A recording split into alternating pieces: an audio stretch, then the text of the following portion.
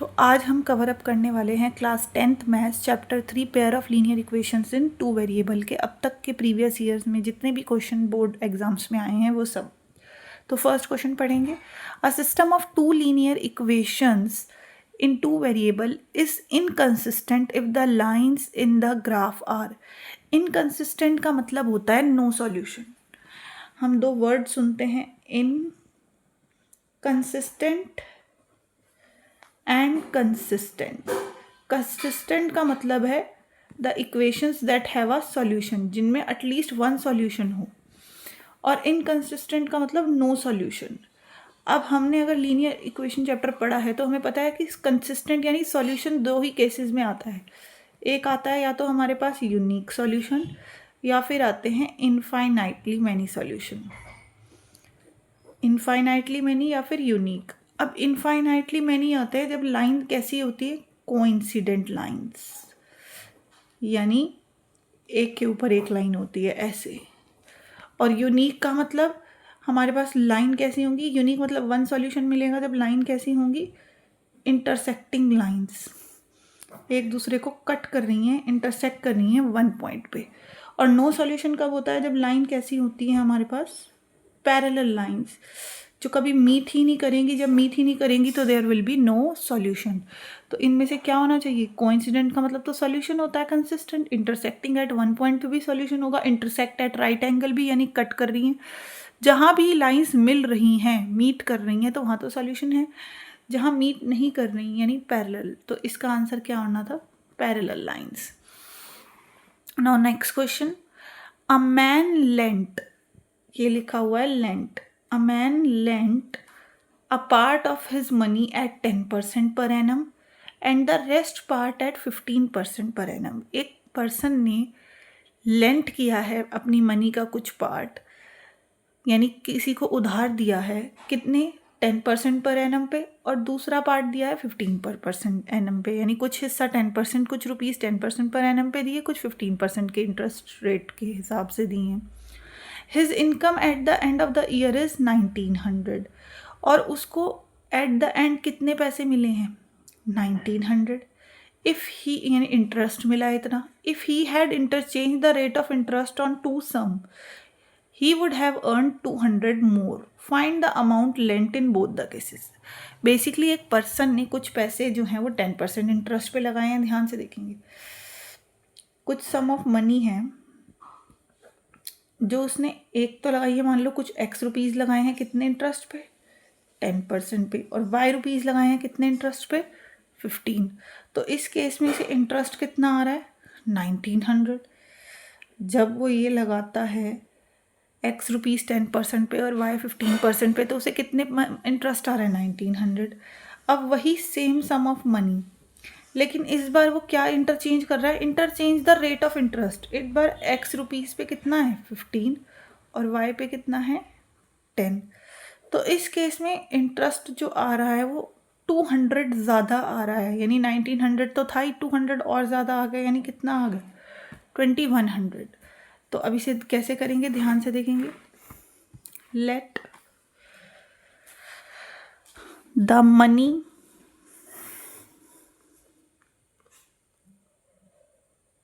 Lent at 10% be rupees x and the money lent at 15% be rupees y.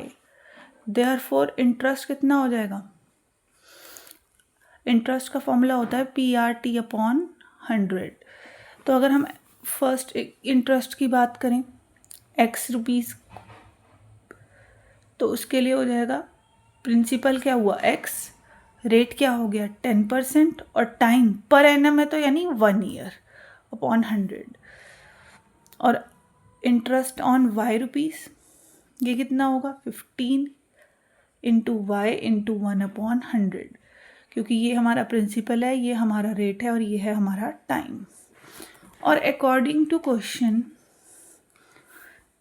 ये हमारे पास 100 into 10 into x 10x upon 100 और 15y upon 100, ये मिलाकर कितना आ रहा है इंटरेस्ट, 1900। ये हमारी इक्वेशन कह रही है कि दोनों का इंटरेस्ट मिलाकर फर्स्ट केस में कितना आ रहा है 1900। क्या हम इसे सॉल्व कर सकते हैं या यस कर सकते हैं। अगर हम यहाँ 100 एलसीएम ले लें तो एलसीएम लेने के बाद हम 100 को उधर ले जाएं तो 10x plus 15y is equals to 1900 into 100। अब पूरी इक्वेशन में से अगर हम 5 कॉमन ले लें तो 5 2 ज़ा 10, 5 3 ज़ा 15, 1900 इंटू 100। और ये 5 अब डिवाइड में चले जाएं तो 2x plus 3y is equals to 1900 into 100 upon 5। तो ये आ जाएगा 2x plus 3y is equals to 38,000। ये आ गई फर्स्ट इक्वेशन। अब सेकंड केस क्या है, ये तो था फर्स्ट केस। सेकंड केस क्या कह रहा है कि if the money is interchanged, अगर मनी इंटरचेंज कर दें, यानी if he had interchange the rate of interest after interchanging rate of interest, यानी इस बार रेट ऑफ इंटरेस्ट चेंज कर दिया है तो x रुपीज़ पे 10 नहीं, इस बार क्या लगा दिया, x रुपीज़ पे लगा दिया है 15% और y रुपीज़ पे लगा दिया है 10% रेट। तो अब जो हमारे पास इंटरेस्ट आ रहा है वो 200 रुपीज़ ज़्यादा आ रहा है।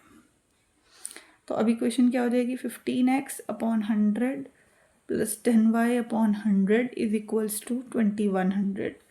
और ये हो जाएगा 15x प्लस 10y, डिवाइड वाले 100 उधर चले जाएंगे एलसीएम लेने के बाद, 21 इंटू 100। अगेन यहाँ पर 5 कॉमन ले सकते हैं तो 5 3 ज़ा 15, 5 2 ज़ा 10। तो ये हो जाएगा 3x plus 2y is equals to 2100 upon 100 upon 5। That is 3x plus 2y is equals to 420। अब टू लीनियर इक्वेशन है। सबसे पहले देखते हैं कि कौन से वेरिएबल को रिमूव करना चाहते हैं, एलिमिनेट। फॉर एग्जांपल मैं x को एलिमिनेट करना चाहती हूँ तो मल्टीप्लाइंग इक्वेशन 1 बाय, देखो x को एलिमिनेट करना है मतलब x का कोफिशिएंट सेम बनाना है। यहाँ 2 है, x का कोफिशिएंट यहाँ 3 है, दोनों का एलसीएम ले लें, 2 3 ज़ा 6, तो दोनों को 6 बना सकते हैं। अगर इस पूरी इक्वेशन को किससे मल्टीप्लाई कर दिया जाए, 3 से, और इस पूरी इक्वेशन को किससे कर दिया जाए, 2 से, तो ये इक्वेशन क्या हो जाएगी, ये हो जाएगी, अगर हम इसे 3 से मल्टीप्लाई कर देंगे, ये हो जाएगी 3 2 ज़ा 6x, 3 3 ज़ा 9y, 3 8 ज़ा 24, 3 3 ज़ा 9 10 11। ये हो जाएगी इक्वेशन, और इसे दे देंगे इक्वेशन थर्ड। इसे 2 से कर दे तो 2 3 ज़ा 6x, 2 2 ज़ा 4, 2 2 4 ज़ा 2 2 84,000। ठीक है, सॉरी 84, हाँ 84,000। अब क्या करें, अब ये हमारे पास थर्ड इक्वेशन फोर्थ, क्या इनके कोफिशिएंट x के सेम करनी है हमने, यस। क्या इनके साइन भी सेम हैं, यस। तो क्या करना चाहिए, सब्ट्रैक्ट। तो सब्ट्रैक्टिंग इक्वेशन 4 फ्रॉम थर्ड, 4 को थर्ड में से माइनस करना है तो थर्ड में से 4 को हम माइनस कर रहे हैं, साइन चेंज हो जाएंगे, सेम चीज़ पॉजिटिव, सेम चीज़ negative cancel out, 9y minus 4y is 5y, then minus 0 0 0 and again 0, 11 minus 8 will be 3। So अब y के जो मल्टीप्लाई में है वो किस में चला जाएगा, डिवाइड में। तो ये हमारे पास y की वैल्यू क्या आ गई, 6000। और अब किसी भी इक्वेशन से निकाल सकते हैं, तो y हमें पता है, तो from first 2x plus 3 into 6000 is equals to 38,000। तो ये हो जाएगा 2x is equals to 38,000 minus 18,000। So 2x is equals to हमारे पास कितना आ जाएगा, 20,000। तो x आ जाएगा 10,000। तो यानी मनी जो हमने लेंट करी थी 10% पे वो कितनी है, x मानी थी, यानी वो कितनी है 10% वाली 10,000 है, और y हमने मानी थी किसको 15% को, तो वो कितना है 6,000. Now moving to next question. Find the value of k for which the system of equation this and this has no solution.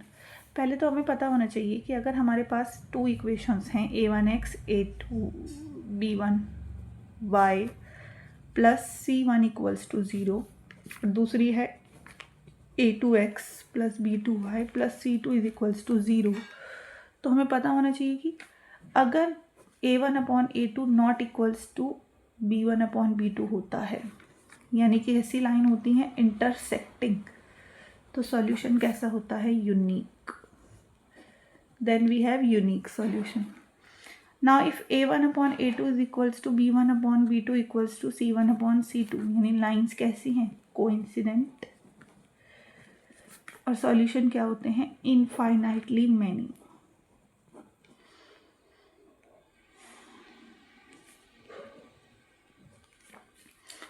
अब अगर a1 upon a2 is equals to b1 upon b2 है but not equals to c1 upon c2 है, तो lines कैसी होती हैं, parallel, और इस केस में मीट ही नहीं करती, तो क्या सॉल्यूशन है, नो.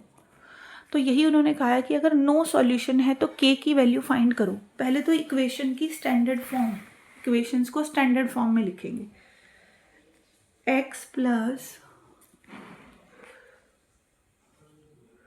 2y इक्वल्स टू 3 को स्टैंडर्ड में लिखेंगे तो x plus 2y minus 3 equals to 0. Similarly 5x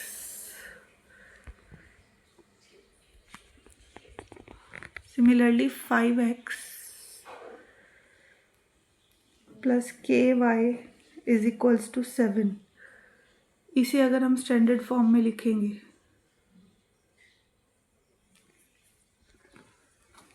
similarly अगर हम इसे स्टैंडर्ड फॉर्म में लिखेंगे तो ये क्या हो जाएगा, 5x plus ky minus 7 equals to 0. अब यहाँ से अगर हम a1 लिखें, x का कोफिशिएंट यानी 1, b1 is 2, c1 is minus 3, and from here a2 is 5, b2 is k and c2 is minus 7. अब अभी पढ़ा है कि कैसा सॉल्यूशन है, as they have no solution, इनके पास कोई सॉल्यूशन है ही नहीं, नो सॉल्यूशन यानी पैरेलल लाइंस, तो इसका मतलब a1 upon a2 should be equal to b1 upon b2 and not equals to c1 upon c2.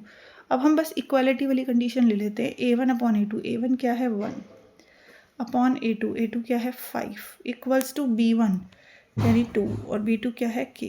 Cross करेंगे तो k इक्वल्स टू 2 इंटू 5, यानी k की वैल्यू कितनी आ जाएगी, 10. Very easy. Now next question and the last question, that is a number consists of 2 digits whose sum is 10. If 18 is subtracted from the number, the digit is reversed. For example, अगर मेरे पास कोई 2 digit number है 39, तो कोई भी 2 digit number हमें पता है कि उसकी होती है 1s प्लेस, एक होती है उसकी 10s प्लेस. 10s प्लेस वाले को 10 से मल्टीप्लाई करते हैं और 1s प्लेस पर जो डिजिट है उसे 1 से मल्टीप्लाई करते हैं, तभी जाकर वो नंबर बनता है. तो यहाँ पर डिजिट्स की बात हो रही है, हमें नहीं पता 1s प्लेस पर क्या है, 10s प्लेस पर क्या है, तो मैंने मान लिया 1s प्लेस पर x है और 10s प्लेस पर क्या है, y. तो let the digit at 1s place या यूनिट प्लेस कह दो, 1s प्लेस या यूनिट प्लेस एक ही बात है, 1s place be x and the digit at 10s place be y.